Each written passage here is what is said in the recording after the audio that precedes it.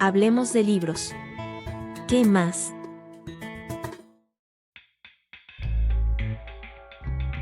Imagínate dos niñas compartiendo habitación en un orfanato.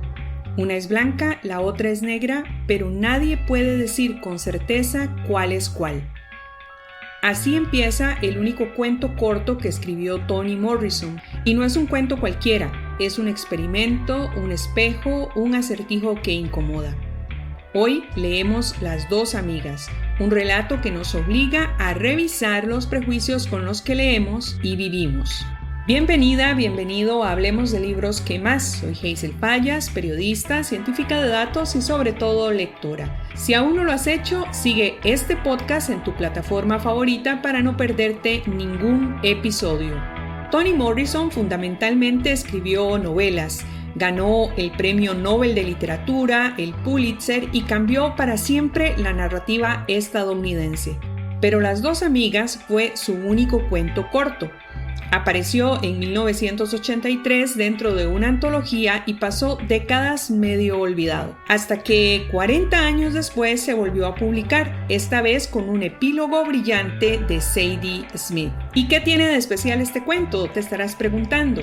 Bueno, Morrison hizo algo que pocas autoras se atreven a intentar. Eliminó del texto todas las etiquetas raciales posibles y dejó que tú, lector, lectora, te revuelvas intentando adivinar quién es la blanca, quién es la negra, esto importa y si necesitas o no saberlo. Este relato corto arranca cuando Twyla y Roberta tienen 8 años. Comparten cuarto en un hogar estatal. Sus madres no pueden cuidarlas porque una baila demasiado y la otra está enferma, pero tampoco están huérfanas. Las niñas mayores las molestan y la comida del lugar es muy mala. Y Maggie, justamente Maggie, la mujer que trabaja en la cocina, es una figura extraña, un eje vital en este relato. Se trata de una mujer muda, encorvada y blanco fácil de burlas. En esa infancia incómoda entre Twyla y Roberta se forma una conexión y también una grieta. Años después, ambas se reencuentran. Twyla trabaja en una cafetería, mientras Roberta va camino a un concierto de Jimi Hendrix. Más adelante, Roberta vuelve a aparecer, esta vez en un coche y con sus hijos, que van de uniforme.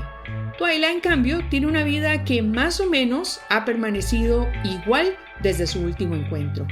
Después se vuelven a cruzar, esta vez en una protesta, cada una defendiendo una idea distinta sobre la integración escolar. Una está a favor, la otra está en contra, pero ninguna lo dice abiertamente. Lo que hacen es mirarse y tensar ese silencio. Nuevamente, ¿quién es la blanca? ¿Quién es la negra? Toni Morrison no lo dice y ahí está la clave del por qué este cuento se vuelve tan intrigante y tan interesante. El cuento no te da las respuestas, en realidad te observa mientras tú las fabricas. Y hablando de preguntas sin respuestas, Maggie, la mujer de la cocina, vuelve una y otra vez en la memoria de Twyla y Roberta. Ambas se preguntan, ¿la patearon o no? ¿Era negra o no? ¿Se rieron con ella o se burlaron de ella? Roberta cambia su versión y Twyla también. La memoria se deshace y Maggie se convierte en un símbolo de todo lo que preferimos no ver en la sociedad, de lo que olvidamos a conveniencia y de las violencias que dejamos pasar cuando nos conviene. Zadie Smith dice que entender a Maggie es entender el corazón de este cuento. Toni Morrison decía que este relato era un experimento, un juego serio, uno en el que ella quita todas las pistas y tú tienes que decidir qué hacer sin ellas. Le asignas color a los personajes por cómo hablan, determinas quién es la blanca y quién la negra por lo que comen, por cómo viven, cambias de opinión a medida que lees.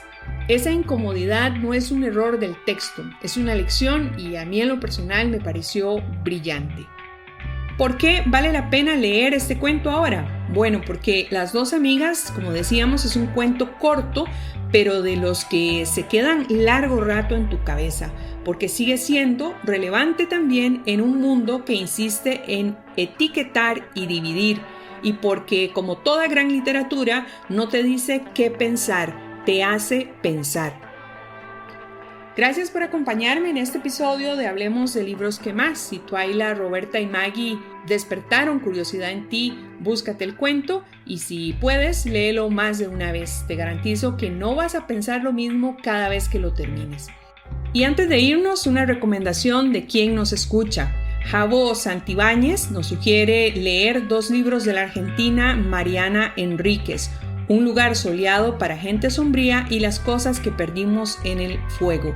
Nos dice que son cuentos potentes, oscuros y adictivos, así que si te gusta este género, vale la pena darse una vuelta por la obra de esta escritora. Nos escuchamos en el próximo episodio y ya sabes, nunca dejes de leer. Hasta la próxima. Hablemos de libros. ¿Qué más? Music by Doug Maxwell Media Right Productions. Funky Good Time from YouTube Library.